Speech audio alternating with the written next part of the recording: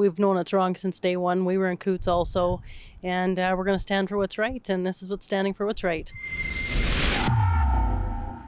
Proceedings for the remaining two defendants in the Coutts 4 grouping, Chris Carbert and Anthony Olienick, are still under a publication ban. That doesn't mean, however, that we cannot share important information with you in the audience regarding the background of this trial. Robert Krajcik here in Lethbridge, Alberta, reporting for Rebel News. I was fortunate enough to speak with several supporters of Anthony Olienick who shared some insightful information about two broader themes that I think are sort of underreported and untold. One being the conditions of incarceration that both he and Carbert are enduring over in this prison in town known as Lethbridge Correctional Center. And secondarily, the honeypot aspect, the use of female undercover RCMP officers in terms of the ostensible investigation of the Coutts protest, specifically involving these two defendants. The two defendants, Chris Carbert and Anthony Olienick, are being charged with conspiracy to murder, specifically targeting RCMP officers, allegedly. They're also being charged with mischief and weapons crimes.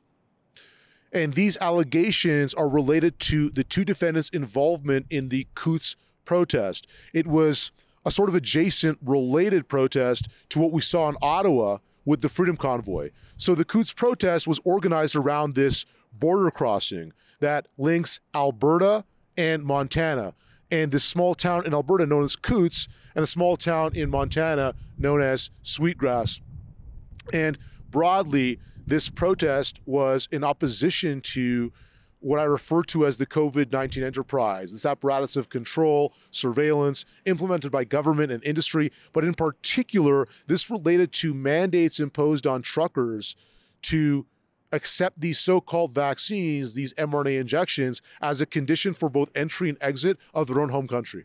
At one point during today's proceedings, a court observer was essentially booted out of the courtroom. The prosecutor took a moment to ask the judge to permanently remove this man and have him banned from all future proceedings. The prosecutor identified this man by the man's clothing. When the man realized that he was being spoken about, he got up and left the courtroom himself.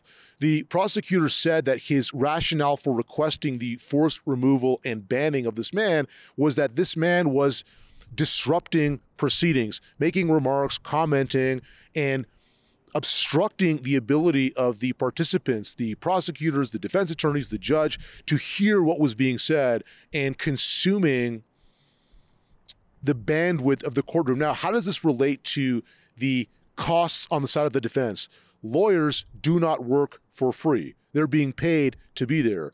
The more interruptions that are forced upon the proceedings without necessity, without justification, the more time they're being paid to be there, and the more there's a sort of delay for the final adjudication of this trial, which negatively afflicts the defendants. I was fortunate to speak with two of Anthony Olienick's supporters, friends of his that have known him for a very long time, Danielle and Nikki.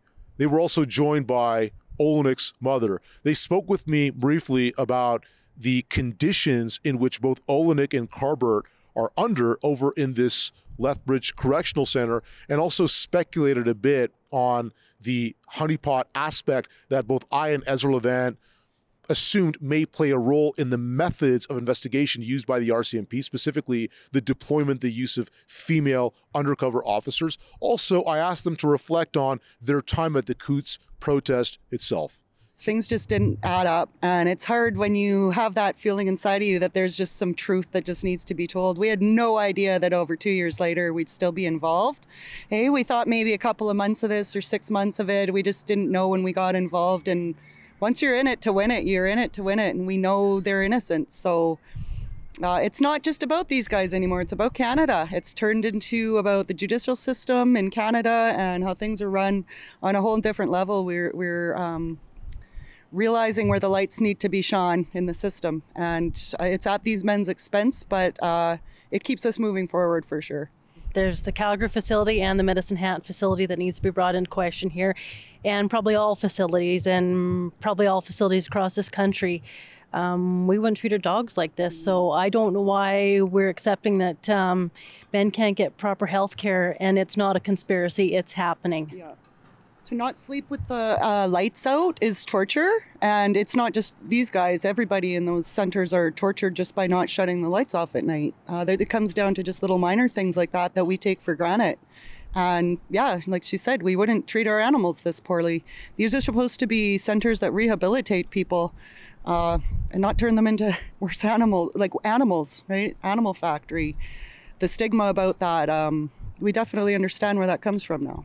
And the problem is no government officials seem to care. You can sit in there and rot for all they care, and there is zero accountability on the part of AHS.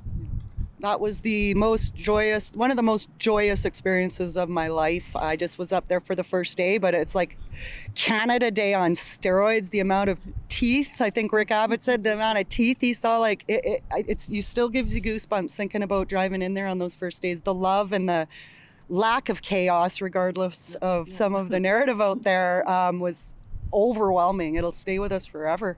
You know, and I'd do it again in a heartbeat, because you know what, you seen little kids that for the first time that no mask, talk about freedom. And as I told you before, there was an 8-year-old little boy who his dad asked him what he wanted for his birthday, and he says, I just want to go back to Coutts. We're running 2 website campaigns to help fundraise in relation to this journalism and this trial. Number 1 is to help fund the defense fund for Chris Carberd. That's helpchris.ca. Secondarily, funding for this journalism. I came in here from Ottawa. I flew economy. I'm staying in an Airbnb. I've got a rental car. I can't do this for free either. It costs money to send me here to do this work. If you value it, if you appreciate it, please fund us. Help us continue doing this in the field reports by going to truckertrial.ca.